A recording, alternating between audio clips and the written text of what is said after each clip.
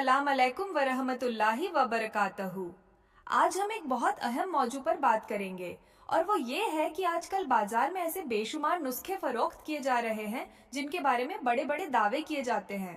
लोग कहते हैं कि इस नुस्खे में हीरा मिला हुआ है, याकूत शामिल है, मुश्क, जाफरान, अंबर और ना जाने क्या क्या चीजें डाली गई हैं। कुछ लोग तो ऐसे नुस्खों को इतना कीमती बनाकर पेश करते हैं कि आम इंसान ये सोचकर ही परेशान हो जाता है कि शायद सेहत हासिल करने के लिए लाखों रुपए खर्च करना जरूरी है।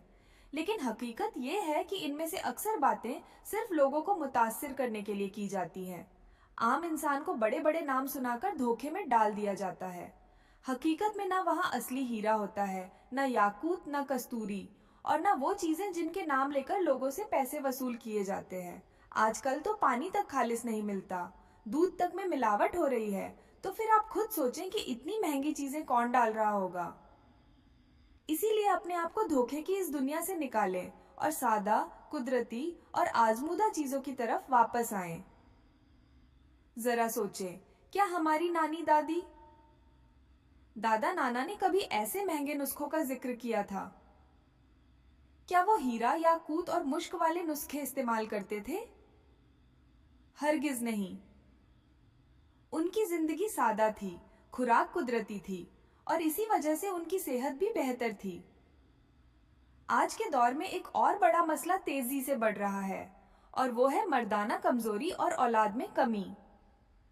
पहले जमाने में एक खानदान में 10-12 बच्चे होना आम बात थी। फिर वक्त के साथ बच्चों की तादाद कम होती गई।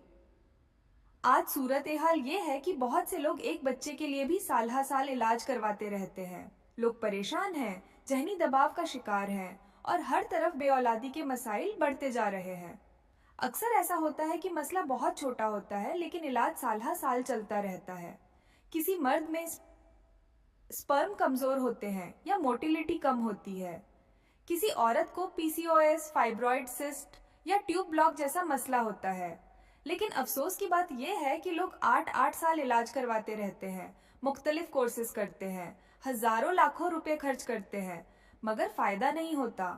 इसीलिए आज मैं आपको एक इंतहाई सादा, कुदरती और हैरत अंगेज चीज के बारे में बताना चाहती हूँ, जो अल्लाह ताला ने हमें बिल्कुल मुफ्त अता की है, लेकिन हम अक्सर उसे झाय कर देते हैं। और वो है आम की गुठली का बादाम।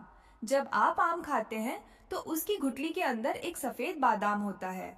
अक्सर लोग उसे बेकार समझकर फेंक देते हैं, हालांकि यही असल खजाना है। ये एक कुदरती नेमत है जिसके बेशुमार फायदे हैं। इसे तैयार करने का तरीका भी बहुत आसान है।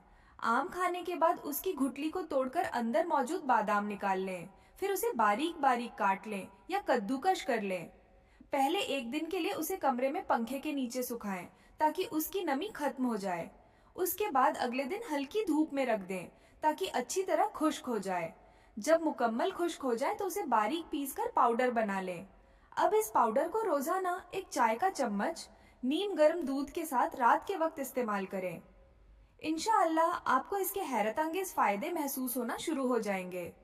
कुदरती तौर पर यह चीज जिस्म को ताकत देती है, मर्दाना कमजोरी में फायदा देती है, जिस्मानी तवानाई बेहतर बनाती है और टेस्टोस्टेरोन लेवल को सपोर्ट करने में मददगार साबित हो सकती है।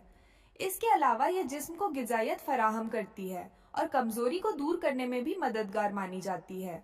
लेकिन एक बात हमेशा याद रखें कि सिर्फ नुस्खे काफी नहीं होते। अच्छी सेहत के लिए अच्छी नींद, मुतवाजिन गिजा, जहनी सुकून, वर्जिश और हलाल व साफ खुराक भी बहुत जरूरी है। अगर इंसान सिर्फ दवाइयों के पीछे भागता रहे लेकिन अपनी जिंदगी की आदतें दुरुस्त ना करे तो मुकम्मल फायदा हासिल नहीं होता। और एक और अहम बात, हर शख्स का जिस्म मुख्तलिफ होता है। अगर किसी को कोई बीमारी हो, शुगर हो या कोई मेडिकल मसला हो तो किसी भी नुस्खे को इस्तेमाल करने से पहले डॉक्टर या माहिर से मशवरा जरूर करें। अल्लाह ताला ने कुदरत में बेशुमार नेमतें रखी हैं। असल फायदा इन्हीं सादा और कुदरती चीजों में है जो अल्लाह ने इंसान के लिए पैदा की है। इसलिए महंगे और झूठे दावों वाले नुस्खों के पीछे भागने के बजाय कुदरती और आसान चीजों को अपनाएं। अल्लाह ताला हम सबको सेहत, ताकत और नेक औलाद की नेमत अता फरमाए। आमीन। दुआओं में याद रखिएगा। अल्लाह हाफिज।